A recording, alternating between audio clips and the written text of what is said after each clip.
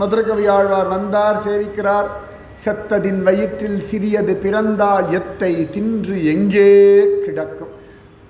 லைஃப்பை பற்றி இதை விட சிம்பிளாக யாரும் கேள்வி கேட்க முடியாது. இதை விட காம்ப்ளிகேட்டடான கேள்வியும் கிடையாது. செத்ததுன்னா அச்சேதனமான சரீரம், அச்சித்து. செத்ததின் வயிற்றில் சிறியது பிறந்தால், அச்சேதனமான சரீரத்தில் சேத்தனனான ஜீவனுக்கு சம்பந்தம் வந்தால் அந்த அச்சேதனமான சரீரம் இது, அந்த சேத்தனன் தான் நாம. செத்ததின் வயிற்றில் சிறியது, அந்த சிறியது தான் நாம. செத்ததின் வயிற்றில் சிறியது பிறந்தால் எத்தை தின்று எங்கே கிடக்கும். இந்த ஜீவனுக்கு சரீர சம்பந்தம் வந்தால் என்ன பண்ணும்?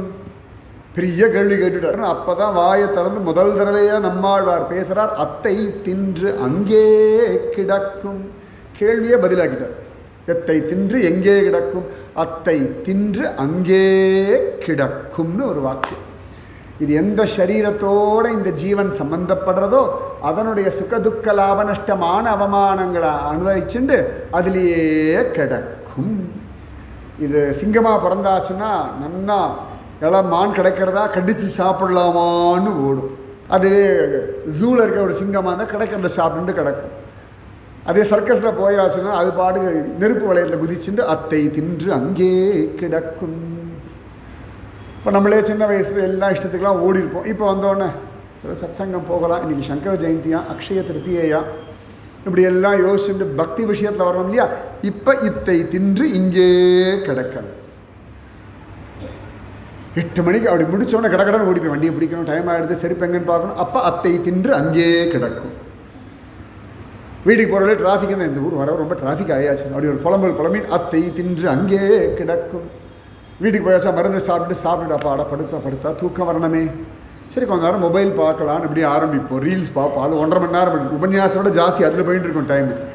ஆனால் சொல்லுவா சத்சங்கத்துக்கு டைமே இல்லைன்னு. அத்தை தின்று அங்கே கிடக்கும். அப்புறம் டயர்டாகி தூங்கி போய்டும், எல்லாம் மறந்து போய்டும். அத்தை தின்று அங்கே கிடக்கும். இத்தனையும் தாண்டி புதிய ஆச்சாரியன் பீடாரோகணம் பண்ணுறார் லைவ்ரிலே, சரி காத்தால எழுந்து அக்ஷய திருத்தி அன்றைக்கி பார்க்கலாம். அத்தை தின்று அங்கே கிடக்கும். அப்போ என்னடான்னா இந்த ஜீவன் அதனுடைய சரீரத்தை அனுசரித்து அதுக்கு கிடைக்கக்கூடிய விஷயங்களை கொண்டு அத்தை தின்று அங்கே கிடக்கும். அது பிரகலாதன் மாதிரி வந்தாச்சுன்னா நரசிம்மனை தின்னுண்டு அத்தை தின்று அங்கே கிடக்கும். துருவனாயாச்சுன்னா ஓம் நமோ பகவதே வாசுதேவாய அத்தை தின்று அங்கே கிடக்கும். தமிழ்நாட்டில் நாசிகனா பிறந்தாச்சுன்னா இந்து தர்மத்தை மட்டும் கித்தினல் பண்ணிட்டு அத்தை தின்று அங்கே கிடக்கும்.